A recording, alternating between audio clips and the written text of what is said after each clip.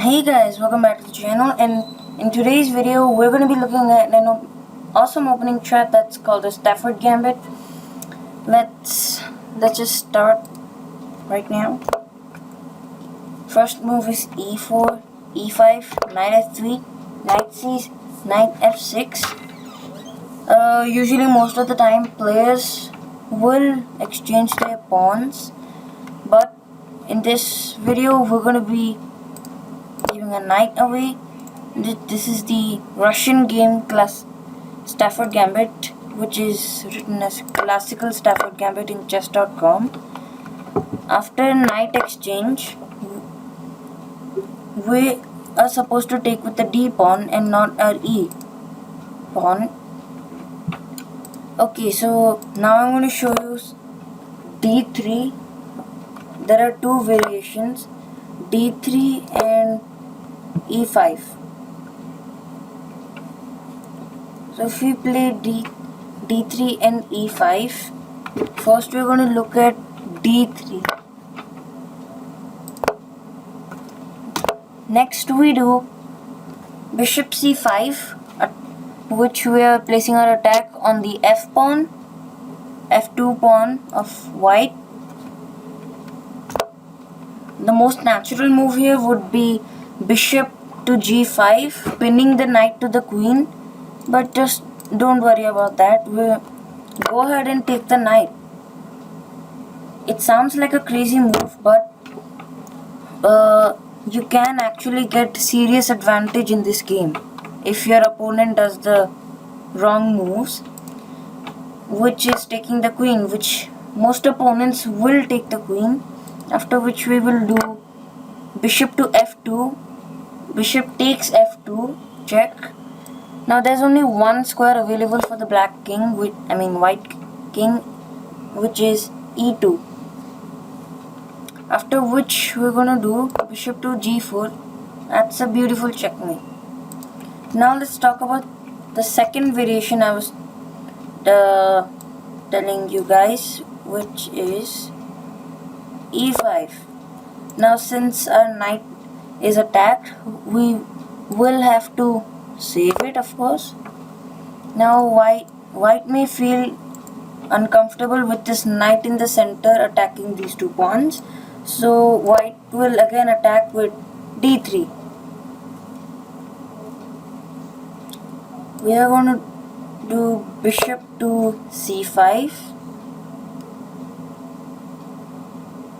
Now here the most common move here will be to capture the knight, to which we do bishop takes f2, check. King cannot take the bishop because his queen is hanging, so king will have to move to e2.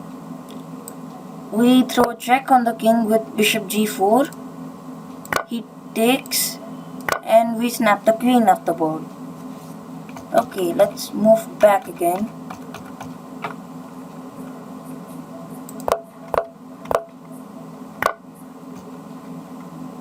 Now if he decides not to take our queen but take our knight, we can do the same thing. Bishop takes f2, check.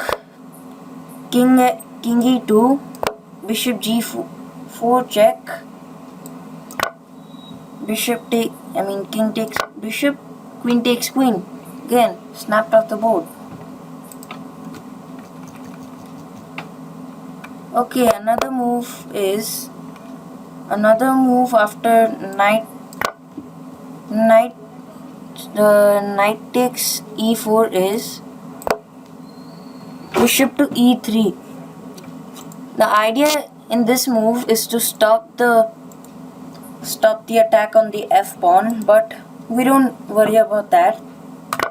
After exchange of bishops, we have an open diagonal of our queen like this, after which we do queen h4, check. King cannot move to e2 because queen f2 is a checkmate. So white will have to block with their pawn. Now we can safely take the pawn here. If he tries to be greedy and take h takes g3, then we take the rook. Now we have a solid advantage in this position, in this game actually. So in this game actually, if white does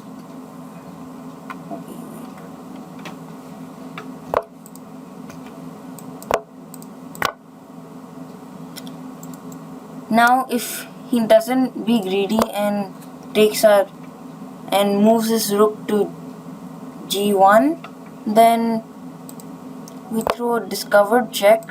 The king will cannot move to e2 again because queen f2 is a checkmate, so we have to do something about that, which is rook to g3.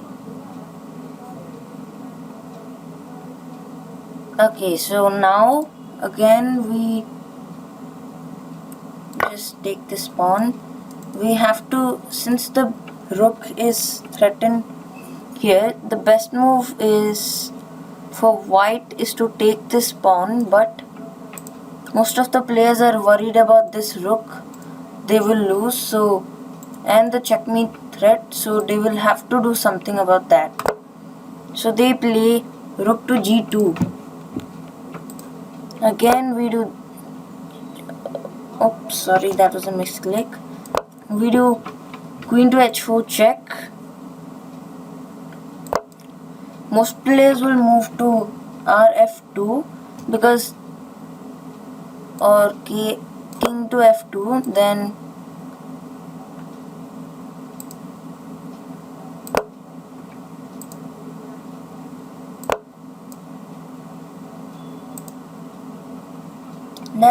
we are completely dominating this game. We're completely dominating this game. We have a solid advantage over white. Note that the Stafford Gambit will only work if your opponent takes the pawn in the first place. That is the only move for the Stafford Gambit to work.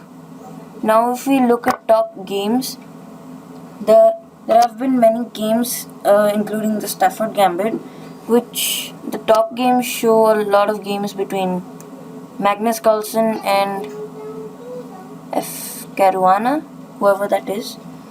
All of these games resulted in a draw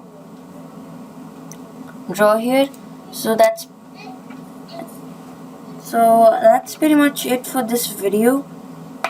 So thanks for watching, and do share and subscribe. Bye.